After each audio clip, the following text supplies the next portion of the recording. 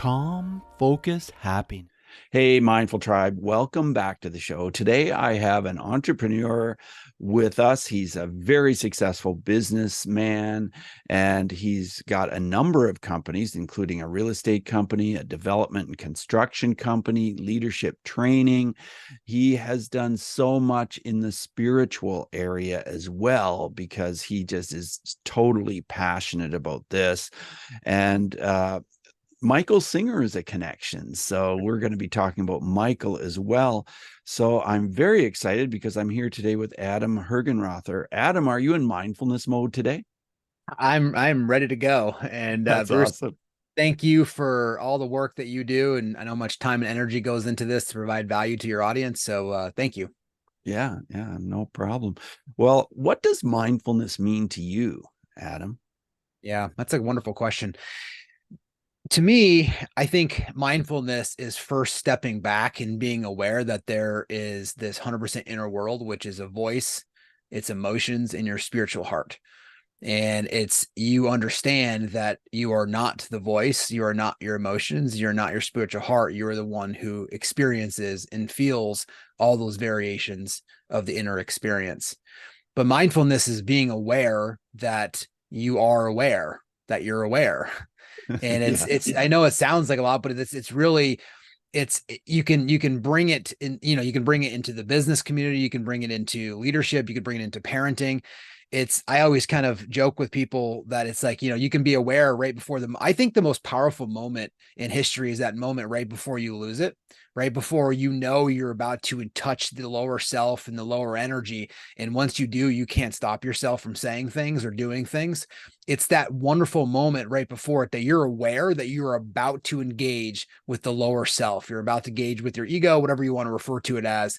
And so mindfulness is being aware that there's an actual pull. There's this tendency to want to pull you down in there and to touch it. There's a mindfulness is the tendency to want to engage with the mind when something outside happens the way you don't want it to.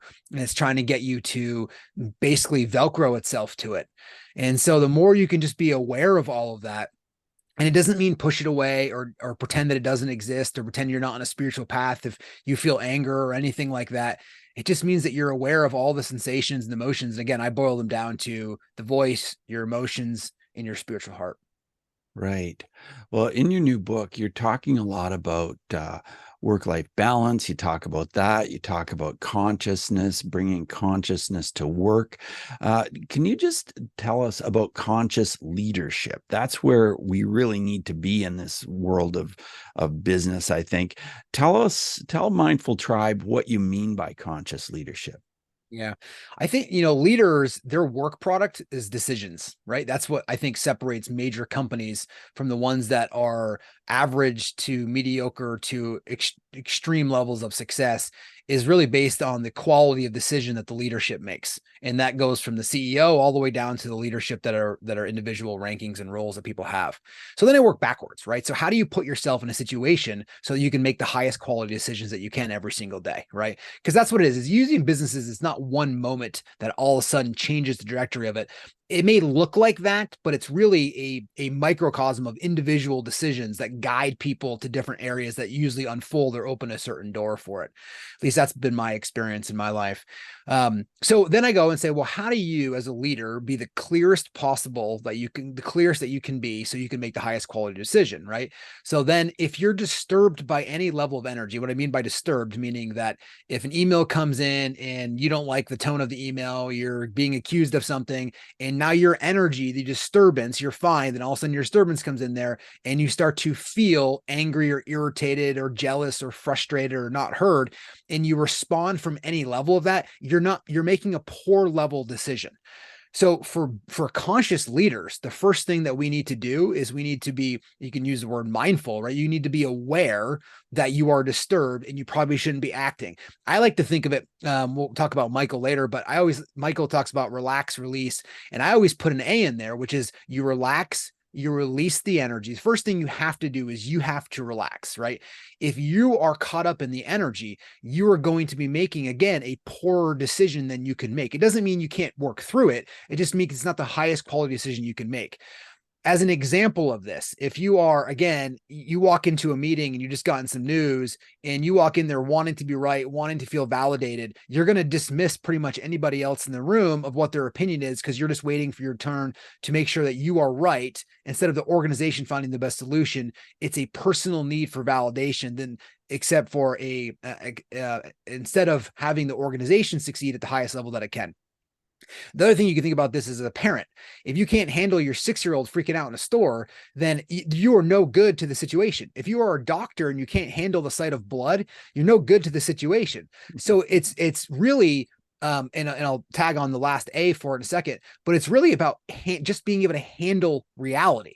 It's about handling the things that are unfolding in front of you, which happens every single moment. So it's first relax.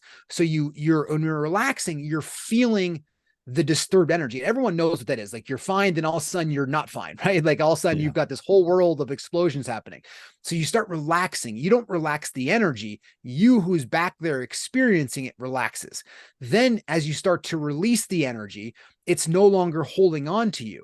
So then as you release it, we can put a pin in that, come back to it, because it can be that's, to me, this is the real spiritual growth and work that happens, is being able to release it so it no longer bothers you anymore, so that you can be clear. And then the third one is act, right? That's what the relax, release, and then A is for action, because relax and release or surrender is not a passivity. It's not about not taking action. In fact, it's about taking much better action, which is why we always put relax, release, and then lean into it. Take the action. If you still have to fire somebody, you fire somebody. If you have to hire somebody, you hire them. If you have to hold somebody accountable to your goals, you hold them to your goals. You're just not doing it because it's so that it can personally fill you up. You're doing it because it's your need to serve the moment in the business that you're serving to. Yeah. Too often that action piece is missing. That's what I found, It's, Yeah. We have to take action and we forget that, or we shy away from it. We have fear, with so much fear keeping us from taking the action a lot of the time. Well, your new book, The 200% Life, is fantastic. I've really enjoyed this read. And I love the subtitle, Your Guide to Spiritual Growth and Business Success Without Meditating on a Mountaintop. Tell us about your meditation practice, Adam. What does that look like? Yeah. Well, for me, it's transcendental meditation twice a day. I know the 20 minutes is recommended. Sometimes I'll do 30 or 40. I've been like many of you, I've been on a lot of different retreats and different things, and I've worked through with masters to kind of help there. But it's funny when I came up with that, because for me, if I could take a little backstory, I grew up, kind of always trying to be somebody else, kind of doing these white lies. I ended up gaining becoming like 100 pounds overweight as a freshman in high school, and into drugs, kind of recreational drugs, and really failing classes. I was really that role model you wanted your kid to hang out with. And one day I came home and I realized, like, this is not the life I want to live. I didn't say it like that. I can't say it as I can say now. I'm not saying it was some spiritual movement. I just literally was like, what am I doing? Right. Like, it was like, what the hell are you doing with your life? And so then I got into kind of visualizations at that point early on. I lost 100 pounds, got into sports. So sports is really important to me for youth, because it really changed the trajectory of my life. It gave me a whole new orientation in it. And I'm going to fast forward a little bit here, and we can always come back to any of these points. But I got into college, and school doesn't come naturally to me. So I worked harder than most people. I bought my first investment property as a sophomore in college. And when I got out of there, I wanted the world to understand how amazing I was. I wanted to feel power, authority, leverage. I actually wanted to prove to my parents. I wanted to prove to like the people around me that this guy in this small town could go out there and be successful. And I've come to define what people, I think when people say, Bruce, go be successful, I think really what they're saying is, if you go get enough money, fame, power, or leverage so that you can control the situations that are around you, so that when the experience unfolds is an experience that you're looking for, so that your inner experience is the experience that you're looking for. That's what I really think when people say, go be successful. It's like, oh, you can have the house, so the house makes you feel good. Oh, you can have the certain car, so that makes you feel good. Or you can have enough leverage so you can do what you want, right? And that'll make you feel good.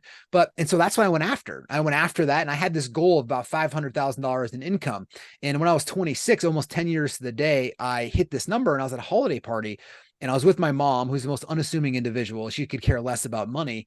And I go, hey, I made this $500,000, kind of looking for the whole room to stop and basically like praise me. And my mom's like, oh, that's great. Like, pass the ketchup. I remember, and in that moment, I remember that like, man, people don't care. And then I asked a deeper question later on. I was like, do I even care? I had this impression that I think a lot of people that like somehow when I got this income number, that there was going to be a tree that gets planted in my backyard, filling me up with peace every moment. Like it was just I was going to arrive there. In fact, it just felt worse Yeah. that I had this. And that's when I started my meditation practice, literally like the week later, because I woke up and I was like, well, what's the whole point of life then? I was like, what am I doing with this? If this isn't making me feel my inner experience, again, I can't say it the same way I did now, but if this isn't still making me feel worse, I'm becoming more successful. I'm getting more awards. I'm building bigger businesses. And I hadn't even started building really businesses at that point. And I was like, if this isn't going to do it, then what is? And that's when I really oriented my life to this inner experience, my inner journey. And meditation was the first kind of gateway into spirituality, if you will, for Well, me. when were you first introduced to Michael Singer and his thoughts of Yeah. surrender? Yeah, 2011 or 12, I think, whenever the surrender experiment came out, Yeah. somebody sent that over to me, and I read it and I loved it. And then I started following Michael, and I've had he's been an incredible mentor in my life, and I've had the privilege of spending a lot of time with Michael personally and really helping me out. And so I'm a big believer of a lot of the philosophy because he makes room for so much. And that's what I love about it, is that it's never about telling you what to do or how to do it or how to act. It's just giving you the ultimate technique is what I think you are, regardless of any situation that you're in. And that's what I really tried to do with the 200% life, was provide a model or a roadmap for regardless of whatever you're deciding to do. It's not up to me. It's not up to Bruce. It's not up to anybody to decide how you live your life or what you do. However, if you want a little bit more inner peace, you want to work in that spiritual path, it provides a roadmap to be able to do that. Well, I'm sure our listeners are wondering, what is this about? This 200%, 200%. Explain this. What is this? Yeah. So for me, and again, I brought you up to that point when I started getting into meditation. I remember for TM, if you've ever done transcendental meditation before, the first experience I had, I was like, whoa, like there's this whole, like, wait a minute, like I'm not my voice, right? Like what is this? And I just remember having this moment sitting with my instructor. And I still talk to him to this day. I've 250,000 hours later of meditation. And like, I still talk to him. So anyways, at that point, I started getting lost a little bit. And what I mean by that is my businesses were succeeding, and this was 11, 12, 13, 2011, 12, and 13. And I was like, I had this idea, Bruce, that being a spiritual person or dedicated to spiritual path means that I somehow sat in the Himalayas, Indian style, next to a fire reciting haikus. And it's not even comfortable to sit Indian style. I never did in like retreats. I always sat in different things. So I was like, but isn't that the path supposed to be? And I realized that was just a concept that I put on there. If you talk to Eckhart Tolle, one of the things that he actually says is the number one question he gets, like, he goes to Starbucks every morning and people go, why are you in here? And he's like, I like coffee, right? Like, you're not supposed to be drinking wine. He's like, I enjoy drinking wine. So again, I think we have this idea of what spirituality needs to look like. You can't be successful. You can't make money. And so early on in that phase, I got kind of lost in there. And I'm like, I really actually enjoy leadership. I enjoy building companies. I enjoy, the successes and challenges, all the things that a lot of people do, regardless of whatever their passions or whatever they're doing are. So I wanted to really find a model that described how to approach both these things. I started actually teaching about this in 2012. I remember I was teaching about 500 people in a class, and I stopped halfway through. And this was after I'd been kind of doing it for a couple of years. And I said, does anybody hear that voice inside your head? And I didn't know what my reaction was going to be. And somebody's like slowly raising their hand, and everyone else kind of raised their hand. And we ended up talking about just my experience that I've had. And from there, like, people started emailing, asking questions. And obviously it's a little bit more popular now than it was 12 years ago. So I tried to develop this kind of model I really want to enjoy the outer world. I want to enjoy building businesses and having the success and the challenges and trying to work through lawsuits and work through how to, figure out how to, pay payroll and all those different things. I enjoyed that phase. But at the same time, I wanted my pole star, my North Star, to be my inner experience. And so I developed this concept called the 200% life, which really, to me, embodies the philosophy that I bring into everything I do, which is there's 100% inner world and there's 100% outer world. It's not one or the other. So the 100% inner world we kind of touched on earlier, which is that there is look, and everybody already knows this, whether you're in psychology or think you're spiritual or not.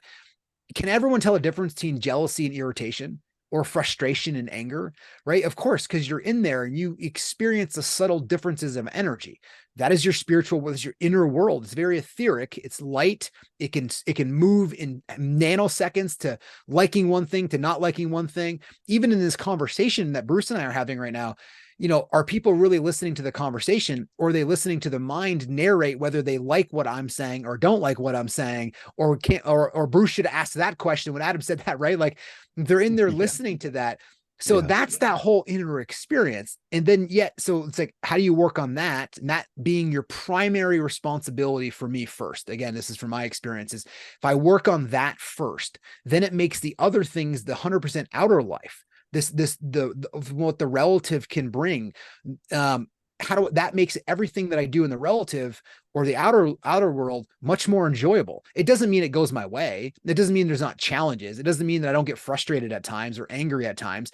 It just means that you can handle it. It means that you can enjoy the simple nature, the fact that you're here experiencing life. Adam, you end the book on the topic of freedom, and I want to know how the idea and the meaning of freedom has changed for you over the years compared to when you first started your first business. Yeah, that's a wonderful question. I used to think freedom meant financial freedom and physical freedom, because again, I shared earlier that I grew up 100 pounds overweight. And so when I got into sports, I wanted to always maintain fitness and be able to have that freedom. And then social freedom. I even wrote about it back then, about having those types of different freedoms, which is relative. I think they're all wonderful, right? It's wonderful to have, material needs met and having that financial freedom. But I've got, money for generations and I don't feel any different. Right. Let me be very clear on that. Right. Like, sure. Like, some people say, well, you need to get to that point in order to do that. Maybe not. I think everyone that's gotten here tries to tell everybody that it's not what they think it is. Right. Or at least most people have. And so, I've now I really think what people are looking for is what's called absolute freedom. And the absolute freedom is being able to walk through this world, not being hit or disturbed, being able to freely just wake up and allow life to do whatever life wants to do, to be able to enjoy the reality of what's unfolding. I mean, we've been around for what, 50, 40, 60, 80, 100 years. Maybe Human sapiens have been around for a couple 100,000 years. The world's been here for 4.5 billion years. It would be like having a 3 million page book, reading one word and being, I know exactly what this book is about. Right. And that's where ego comes in, is like, it's all about me, my, or I. Right. And so we think we have this idea that we know how life should be and how we want everybody else to act. I always call it like, we want to control the nouns, right? People, places, and things, to have a better experience for us. And so this absolute freedom is being able to wake up not nervous, not anxious, not not trying to get or take something from things, just being able to freely walk through there. And there's moments that people have of this, and it's light, it's peaceful. Again, it doesn't mean that life unfolds the way it is. It doesn't mean there's not challenges. You just don't see them the same way. You're able to, again, I think all of spirituality really comes down to just being able to handle the situation in front of you. And that if you can handle a situation in front of you, then if you're disturbed, it's like the Dalai Lama said, it's like, sure, I get angry, but it lasts for 3 seconds. It's like writing on water. You can see it for a moment and then it's gone. And that's kind of like that whole relax, release, and then act as well too. So that's what I think that freedom that people are really looking for, is be able to wake up and not feeling this cloak of anxiety or anxiousness that's there. Yeah, I agree with you.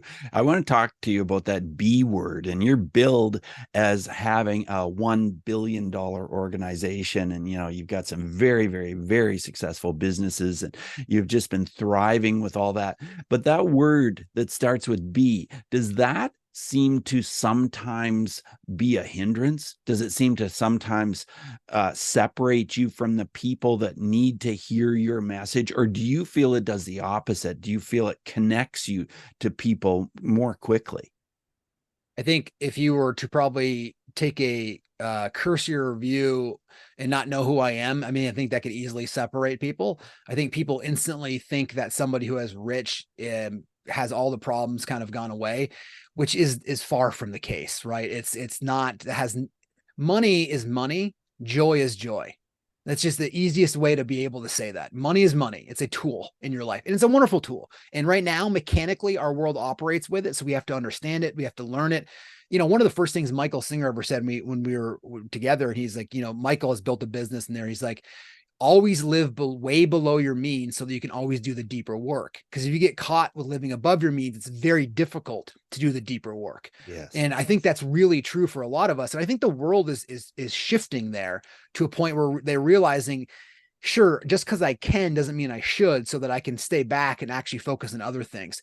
I think if you follow the work that we've done, I try to be extremely transparent about anything that happens in my life. And I think that allows, and just to explain to people that I'm just a very ordinary individual, just on my own path. And I happen to share it. And if people like that, that's wonderful. And I understand that everyone's going to have a different kind of, they are receptive to different people at different times in their lives. And, I hope the 200% life I always try to like dumb myself down in everything that I do so that people can understand that it's look, the deep work I think what makes actually people a fierce business competitor is that absolute freedom that we just discussed. I think it's like when you become not a taker and you don't need anything from life, and mechanically you're also in the 100% outer world are working through the fact that you live on a budget, you stay within your means of what that is.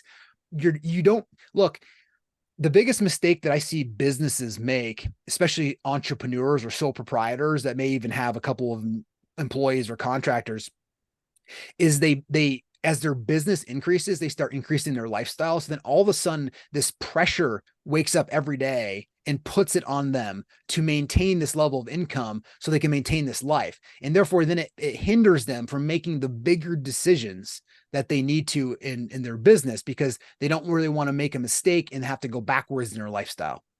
Well, I think the fact that you're such a down to earth person really comes across in your podcast. Your podcast is called The 200% Life with Adam Hergenrother. And I just really enjoyed listening to it because you are so real. And when you talk about these topics, every one of them, you're just upfront and open and willing to talk about. I want to ask you a question, Adam, about bullying. If you ever experienced bullying, and if mindfulness maybe would have made a difference to how you dealt with that. It's funny. There's a situation right now with one of my daughters who is not necessarily not bullying somebody, but she is caught in between a situation like that. And I was just responding to this individual that when I grew up, I was actually bullied quite a bit in a different way. We didn't have cyberbullying, which I think is even worse today, because I explained to my kids who are 11, 9, and 7, back when I was growing up. I say back when I was growing up, I'm 42, so it's not there. But when I was growing up there, if there was an issue, like unfortunately, either got into a fight, right? Like a physical fight, but there was different back then. Like it was there, or at school it happened, but then when we went home, it was done, right? We didn't deal with it anymore. It's not like people are writing notes and leave them in your mailbox every day, right? Now it's even more difficult, because when a kid happens at school and they go home, then all of a sudden it goes to the social media networks, and it's like, I like this message this person did, and it's killing. So it's over and over and over again. He's hitting this bowling button constantly, right? Of what it is. And again, growing up overweight and different things, I got made fun of repeatedly and for what it was. And so I think what mindfulness really can do is, I think it can also give other individuals who are bullying a better chance to equip them with other tools so they don't feel the need to actually bully somebody, because they're lost too. People just don't naturally want to bully somebody for any other reason, but they're dealing with some major issues, and it's far from accurate or right, but that's how they're dealing with it, right? And so it's like that mindfulness will really help that individual, give them some space to be able to see some different things. And then of course, on the other end of that, if that's happening to you, you get to see that this isn't all that my life is. You get to see that the thoughts that are generated from that bullying inside my head are just thoughts. They're not reality of what they are. And so that you don't try to push them away, but it allows you to, again, handle the situation so you can take the best course of action, and stay as calm and peaceful as you can. Business is nothing but a conduit for personal growth. Life is nothing but a conduit for personal growth. And I always say is that business, especially in business, never has the right to dumb up your inner experience. and it just doesn't have the right. Yeah, totally. One of the things you really have in common with me is that you love the Tao Te Ching by Lao Tzu. What is it about the Tao Te Ching that you really love and that you hold on to? Well, it's the middle way, right? It's like it's this everything has its kind of nature, right? And so again, it's if you get caught in an emotion of anger, it's going to pull you in one direction. And then when you let go of it, it's going to pull you all the way back in a different direction. And so to me, the Tao Te Ching is really about handling reality. It's about staying in you want to use the word seat of self, right? So it's about staying in this middle, not expressing a tremendous amount of energy when you're successful, not expressing a tremendous amount of energy when you're having challenges. You're just handling both the situations. So it's not allowing any of the events outside that are not happening to take away your disturbance. And again, that I've seen many business owners have really successful months or quarters or years and go out and make stupid business decisions because they think that money is going to last forever. So it goes both ways. If you make a bunch of money and all of a sudden you're like, it's going to last forever, and you start getting this stuff, now all of a sudden when the economy is in a different world, they're going, how do I get out of this? Right. And so it really works both ways. So the Tao Te Ching always reminds me of what's the middle path here? What's the least path of resistance? Which means that I'm releasing and I'm interacting with life. You know, I was explaining yesterday in a call, people talk about leaning in to life. I think it's actually two leans. The first one is leaning away from the emotions on one end or the other, and then leaning away from that, and then leaning in to the situation that's in front of you with a clear, stable middle path that allows you to make the best decisions that you can. Right.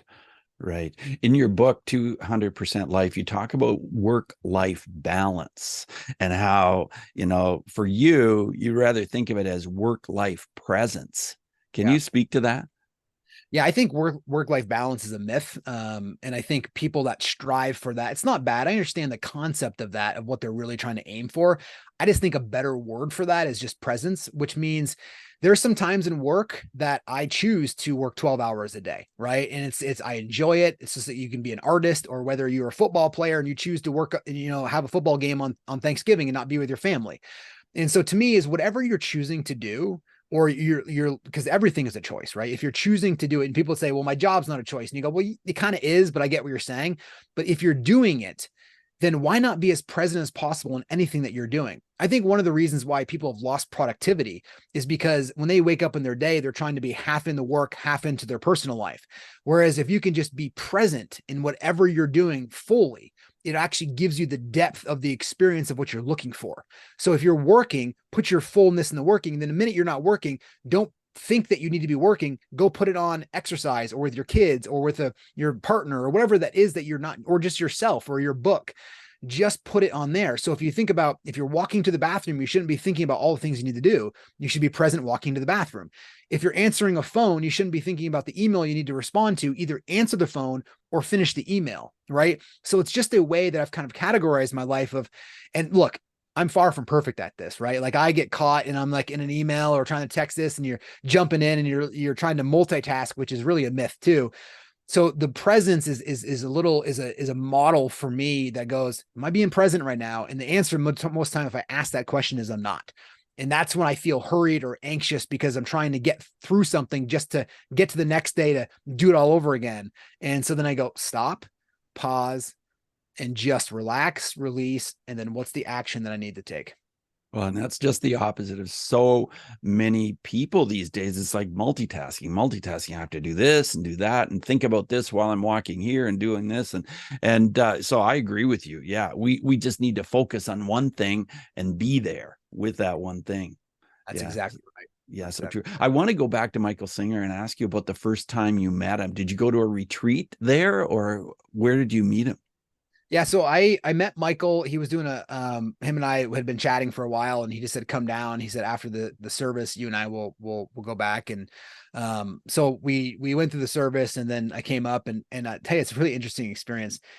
He came, there's a lady that introduced us, and we pulled aside, and he grabs my hand and he starts holding my hand, and we start walking, and he doesn't say anything. And I'm holding his hand and we're walking, we're talking like 4 minutes goes by. And for the first like 3 minutes, I was pretty good. And then all of a sudden I'm like, okay, like, should I say something? Like, then all of a sudden, like all the thoughts started going in there. He Yeah. would have been comfortable, honestly, probably just like holding hands and walking the entire but at this point, my ego or whatever it is that was there was definitely starting to get a little disturbed. So I was like, so right. And then we ended up going back to his house and we spent the afternoon together and we just had a lot of really wonderful talks. But the thing that I share with him, I share about Michael, and especially the first time meeting him, the best way to describe it, it's such a, I think it's sometimes a poor description, but people get the point. It's almost like having your favorite dog.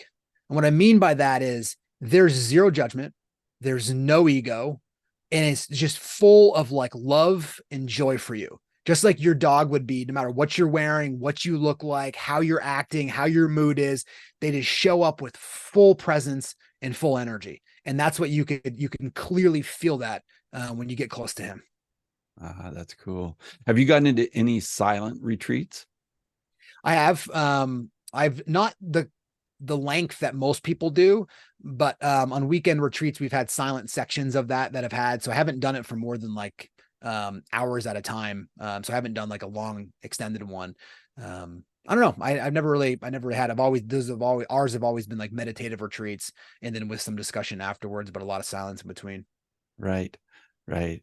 Well, I know that you've often asked the question, is that all there is? And so when you work with people and help other business people, how do you help them understand that there's so much more to life than having a successful business?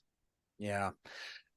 For me, I think most people that that are successful at some level start to ask deeper questions in their lives, and I think our job can be to help orient them to ask their own questions, because ingesting an answer that you or I give to anybody is laziness.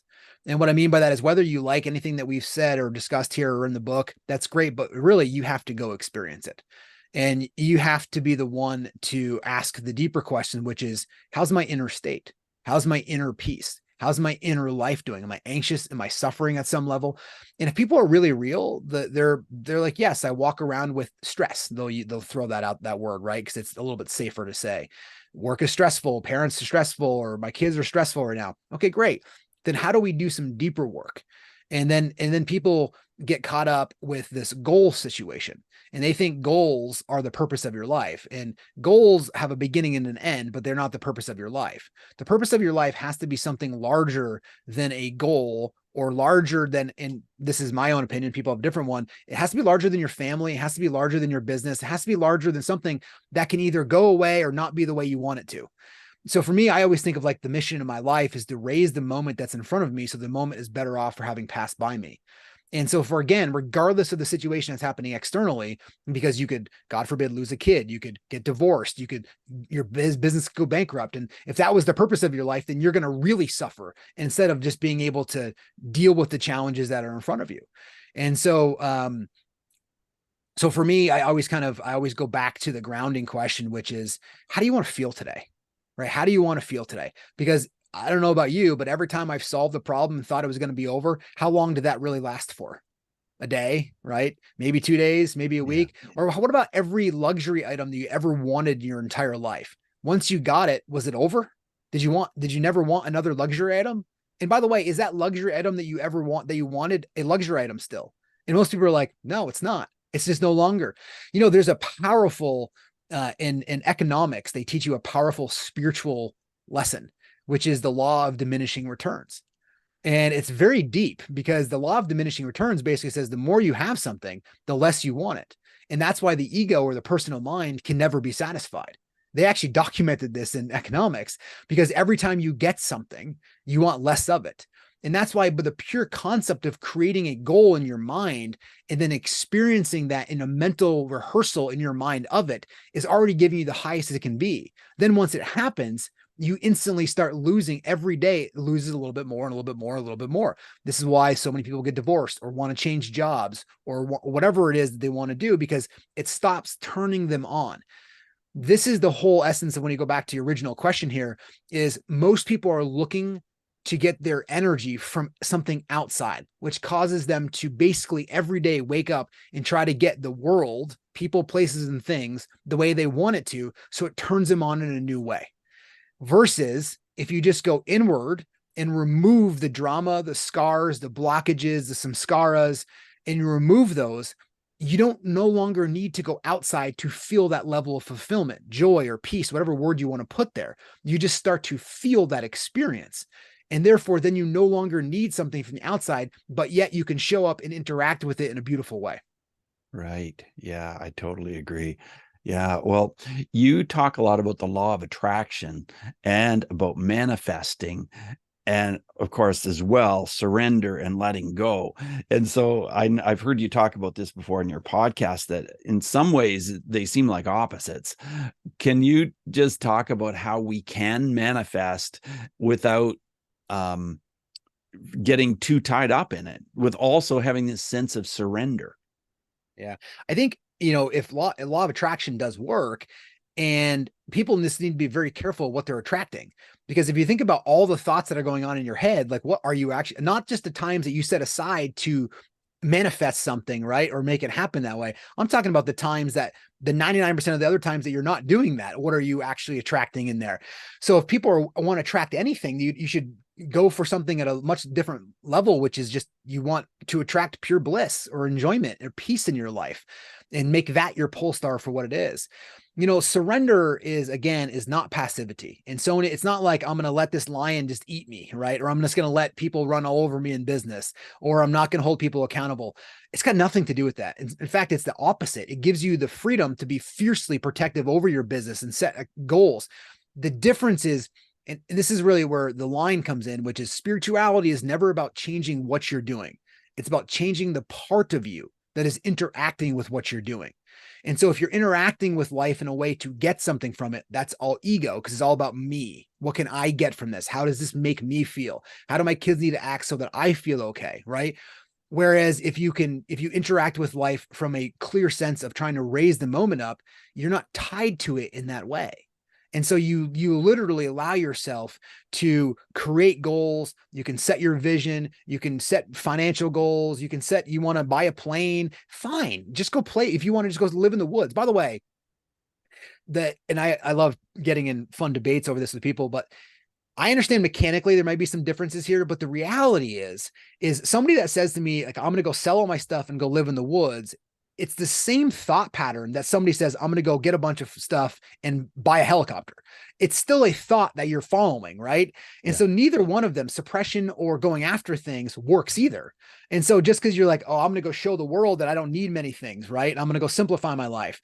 Look, if you're simplifying your life because it's a natural shedding of your skin, that's wonderful. If you're simplifying your life because you're mechanically trying to get more aligned with your spending, that's wonderful. But if you're doing it so you can then show other people or try to prove to other people that look at the life that I'm living, I'm a minimalist, that's the same thing as somebody else going and buying a plane so they can show everybody that they have a plane. I know people that are very well, deeply rooted in spirituality who have planes, right? But they don't ever tell anybody. They don't show it on Instagram. They're not, so, and then I also know people that have, like Michael, by the way, who he's got a camper stove in his house, and the guy is worth a tremendous amount of money. And that's a public thing, right? You can see he sold his companies. And so it's not one or the other. And that's Yeah. why people get so lost in this concept of thinking that, oh no, if I want to be spiritual, I can't have this, or I can't have success, or different things. Just that's a concept. And that's a thought that you're following. Yeah, yeah, so true. I know you spend a lot of time in the Vermont mountains. Tell us about the mindfulness of that. Do you ski? Do you hike? Tell us how much you enjoy that space. Yeah, thank you. I'm very blessed to be where I live in Stowe, Vermont. So I live literally on a mountain. I'm like 8 minutes from Mount Mansfield. So I skin, which is, I don't know if you're familiar with skinning. It's basically you climb up the mountain and with a skin on and a ski on, and then you turn your binding around and you ski down every single day that we have winter. Last year I skied like 400,000 vertical feet, over Wow. 220 days. Like this morning, 550. Yesterday at 4:30 in the morning, we got snow. I was up there. I did 2 laps before 7 o'clock. and you're in the elements, right? You're in nature, you're in the elements of the wind. It's dark, it's cold, the sunrise comes up, you're on top of a mountain, you're enjoying. I mean, it gives me the ability to work deeper on myself because I have that level of peace. My body is more of that blue collar body, and it loves to be worked for whatever reason. The nature, it loves to be worked. And if I don't, there's a restlessness that sure I can relax and release through that. But it allows me when I can get that exercise and I can get and move through that, it just relaxes things a little bit more. So it gives me the space to do even more work as it shows up and is necessary. But it is a great, I think, just being in any level of nature. If you live in a city, it can be a park, right? It can just be watching birds outside. So it doesn't have to be a mountain. For me, that's happens to be it. Some people love the ocean, and that's wonderful. Some people love cities. Some people love the dry weather, right? This is it's whatever kind of whatever kind of brings you closer to kind of nature, if you will. I think you should follow through with that. Yeah, good advice. As we move forward in the interview, I want to ask you 5 quick answer questions, Adam. So just 30-second answers are perfect. First one is this: who is one person who has been a really powerful mindfulness influence for you? Michael Singer. Yeah, I figured you'd probably say that. My second question is about emotions. How has mindfulness helped you deal with your emotions differently? I think number one is the first thing is that they made me aware that I'm not my emotions, and therefore I have the ability to either touch them or don't touch them, which gives you obviously a lot more clarity in your life. Right. I want to talk about breathing. We haven't touched on this yet. Do you have any thoughts, ideas, suggestions about breathing and how it applies to mindfulness? I love cathartic breathing. I've been a big cathartic. I don't know if you've ever done cathartic breath work before. Yes, I have. Yeah. Wonderful. Yeah, I mean, how wonderful it is to take 3 deep breaths. That's part of the relax release is and just drop your shoulders. It just releases and the parasympathetic and sympathetic systems that are going through our bodies. If we can reconnect those and align those through breath, it's just by the way, it's really funny. Breathing is the only thing that we can control. And then if we don't want to, it controls itself. It's Yeah. autonomous and synonymous. So it's like, it's one of we can't really do that with our heart. Well, at least I can't. So, but breath work is one of those amazing things that if you don't want to pay attention to it, it breathes on its own. But yet, if you want to pay attention to it, you can breathe on your own. Yeah. And I know you do Wim Hof breathing as Yep. well. Yep. Yeah, I Yeah. do All that. also. Yeah. Yeah. It's Yeah. wonderful. Uh, so I know that your book is fantastic. I've really enjoyed reading it. Are there any other books that you would recommend that are related to mindfulness? Yeah. I think I'd be remiss if I didn't hit Michael's 3 books, which is The Surrender Experiment, The Untethered Soul, and Living Untethered, which is his most recent book. I think, if people haven't touched into Eckhart Tolle's Power of Now, I think that's a great book. I think there is Good Deed is a good book as well, too, if people haven't touched that one. But I would start with, for me anyways, purposely, Michael Singer has been transformative that way for me. Yeah, yeah, for sure. Any apps that help you at all or that you recommend? Oh, what do I use? I use this looking at my phone when I do it because I don't want to get it wrong. I use Sleep Pillow, Okay. which is just it's an app that has different white noise. And for me, sometimes if I'm like in my office, I meditate twice a day. So I go in my office and I'll shut my door, but it's still kind of noisy out there. Yeah. And some people say you shouldn't have those and you should be able to just go this. But for me, like I kind of I'm always like what kind of works type guy. So if it Yeah. works for you, then you should do it regardless of what people say. Yeah. So for me, Sleep Pillow, putting that on there allows me to go deeper in my meditation. If it's noisy around there, I'll put my headsets on like an airplane. I'll put them on, put Sleep Pillow on. Also sometimes when I'm trouble sleeping, I'll put that on as well too. That's one app that I use. Oh, the other thing that I should mention is I use Evernote, but I use it for journaling because that's Okay. part of my morning process. And the reason why I do is I journal about each one of my kids every single day. Oh, And I do you? bring in photos of things that they've done that day. So I have a collage of their entire lives. And I use that Evernote and it backs up to the cloud. Oh, that's really cool. Oh, that's great. And you have 3 kids. What have your 3 kids taught you about mindfulness? This is not a 30-second answer, by the way, but Yeah, that's a 3-hour question there. yeah, yeah, It teaches, what it's really taught me is how much more work I have to do. yeah. I mean, I can go through and all the wonderful things that it has taught me about how clear they are as they go through their stages and watching their own egos develop and talking through the voice in their head and then also how to model this as an example of modeling spirituality, which is, you know what, guys, I just got caught there. I raised my voice. I shouldn't have. And here's why it happened. And, this is what happens when it does. So next time that you get caught, make sure that you take responsibility for your actions and you do the work to relax and release through this. So it gives me the chance to really model it for my kids as well, too.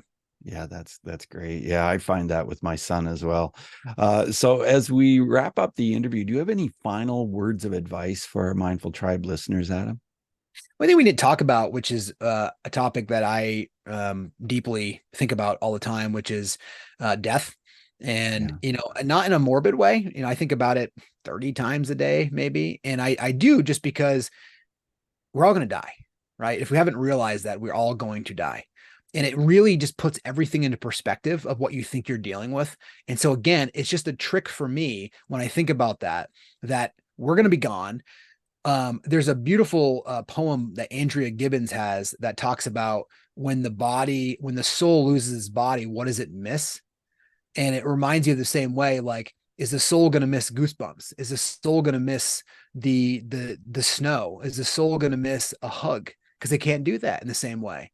And so it just gets you to think about it a little bit differently. Like when you no longer have the human body and you're back to whatever you believe you're back into, what's it going to miss? And then it gives it more perspective on the fact that you do have this human body right now. Enjoy it and embrace in the moments of it because it's going to be gone in a flash. Yeah, that's great advice.